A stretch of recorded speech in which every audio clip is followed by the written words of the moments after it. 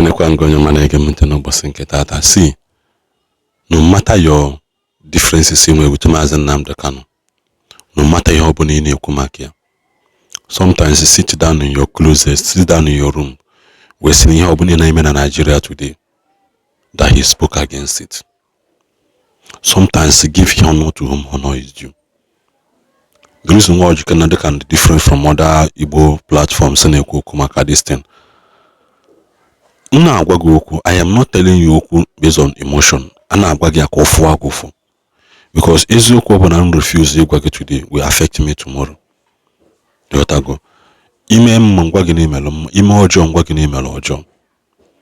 Esom Nandi Sege Mazi Nnamdi Kanu saw what is happening today because why he has information, he has access to some classified documents.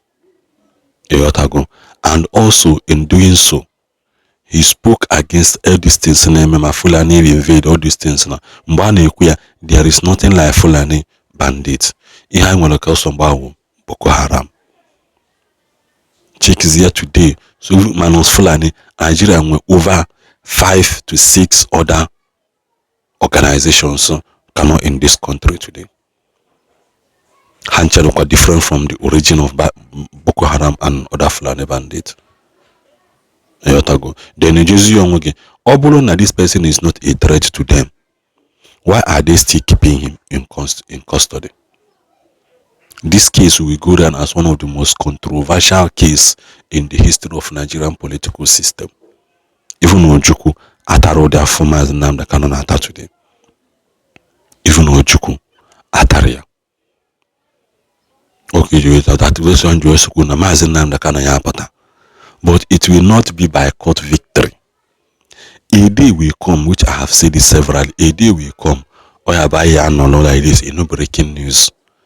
Mazi Nnamdi Kanu has been set free. And will it be too late by then? Or is the government trying to do politics with it? Or he cheeky. Then I need this video one night. Okay, God one. Anybody complaining about the atrocities of the Janjaweeds at this point in time must remember to give Mazi Nnamdi Kanu his flowers, because he saw this like 10 years ago. So what you are seeing now, you are seeing because it's manifesting. He saw it before it started manifesting. But the funny thing we'll ask ourselves is, what was actually his problem? What did he do? Funny enough, he's in incarceration now, right? And why is he incarcerated? As far as I'm concerned, it's a situation of my plan is good, my method harsh, or everybody they talk say yeah to do. Abi? Because let's look at it. And in talking about his method harsh, everybody talk say to do. What were the options on the table? The options on the table was the fact that the government should do the needful. But did the government do the needful? They didn't. Rather, they are playing politics around the whole thing till we now have the full-blown manifestation. So I think it will do you well to equally call for the release of this man, sincerely speaking. Because the fact is, there's this thing about being a realist. When you want to be a realist, things you are going to say, it will look like hate speech, like you hate people. But it's just for the intellectual minds to understand your message that is not born out of hate, but is born out of reality. No, they sweet for ear. Reality, no, they sweet for ear. Now, political talks, grammatical accuracy. Now, in the sweet for ear, they get good intonations and as if nothing is at stake. But the last time I checked, when the life of a man is at stake, there's nothing you can do to preserve that. And that was exactly the situation that happened. And let's now look at it. Sunday Igbo has been released now, and gradually he's activated into the community, doing the same thing that Mazi Nnamdi Kanu is in detention for Because anybody that wants to argue with me is not the same thing. I'm telling you, they are virtually the same thing. Not virtually, they are the same thing. Calling for the emancipation of the Odudua, it was there. Having a security outfit, whether local or whatever, is there. Lives lost as a result of the struggle is there. So, what is now the difference? What is now the difference? Well, because possibly speaking in all fairness, because this thing, what would they talk now? If Igbo man talk now problem for Igbo man. Because Igbo man, most especially when it comes to, at times back in the north, they say, Biafra, Nyamiri, Biafra. It doesn't like us. But let's look at it. This same group of people, you say they don't like us, they hate us or whatever, they want to achieve Biafra. Listen to what this man said and look at it, whether it was all about trying to masculate people to their own part. And let's look at it. In the presence of in the presence of a good governance, you know, the issue of indigenship, non-indigenship will not arise. That's in the spirit of the constitution, right? And in that vein, Igbo lawmakers proposed a situation where whoever have stayed for so number of years in a particular place becomes an indigent. But what happened? It was rejected. Still an Igbo man, Abi? It was rejected. And now you want people to sit down and fold their hands and say that whoever stays in this particular place for so number of years, look at what we're battling with. They are battling, they are struggling indigenship in Plateau now. But when you go to Kano, Katsina, Zamfara or whatever, that one is clear. Nobody has taken that one to court. Nobody is arguing that one. Because they know you cannot get it. You dare not even talk about it. So, will it be wrong if somebody said there's a conquest ideology here? And the fact is, well, the Hausas and minority tribes or whatever are beginning to see this as well.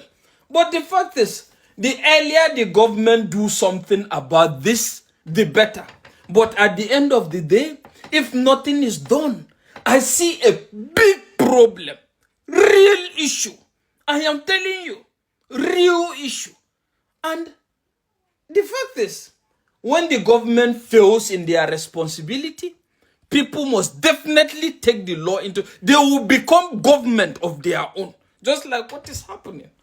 Say there are government apparatus in Igbo town or whatever. But you saw the recent utterance of Igbo in regards people that were napped in his own part. Were there no government there? But I bet you if that was coming from an Igbo man, I'm telling you, possibly he will be picked. So, I don't actually understand what is going on in Nigeria. Allah, I don't know what is happening. The fact is, there is actually a problem. When you see it, you talk about it. But you see in the midst of all these things now, Tinubu is failing to do anything in this regards, believing in this political adventure as a solution.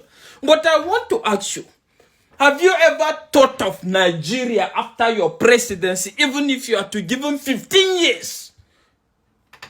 Have you ever thought of what becomes of that if these fundamental issues are not solved?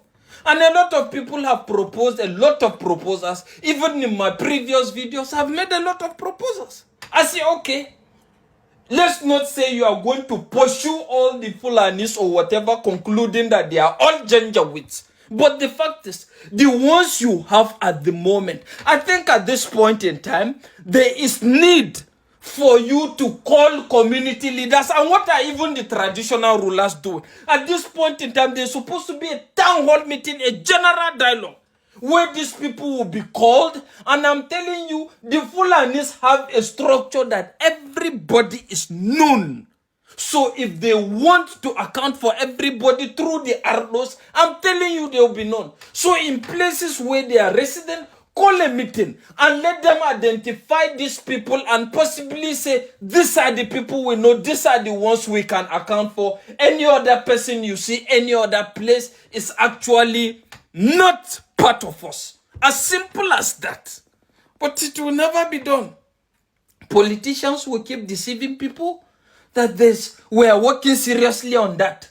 We have budgeted so billion to procure arms. No, the recent conflict in Iran is stopping us from purchasing arms to fight these bandits or whatever. As if this thing just started happening all of a sudden. Well, the fact is, at this point in time, we're in gear 4 or B5. So may God help us. Because just like I keep saying, if the government cannot do anything about it, the first thing, survival instinct, people must survive. And in surviving now, people must devise means by any way possible. And I'm telling you at this point in time, I will not be that kind of a person that will come and tell you that rely on the government is going to address this, because as it's evidence, the government is, I don't know whatever is holding them, but they can't. So my best proposal, gone are the days you rely on police, military, whatever. At this point in time, every local community, as Igbo is activated, every community must have an Igbo. Every community must have an Igbo, or something even better than that. Because that is the practical solutions to what we have at hand at the moment. But if you think the government, whatever is going to address this, you are a joker. You are absolutely a joker. And at the same time, I think, because let's look at it. What is actually, in as much as we keep claiming that we are fighting these people, I am telling you, the more you are unaliving, like 200, you have 5,000 coming from other places. So the fact is, the basic thing is, account for the ones you have in Nigeria at the moment. And we should be talking about automation, because funny enough, a lot of these people doesn't have even any form of identity.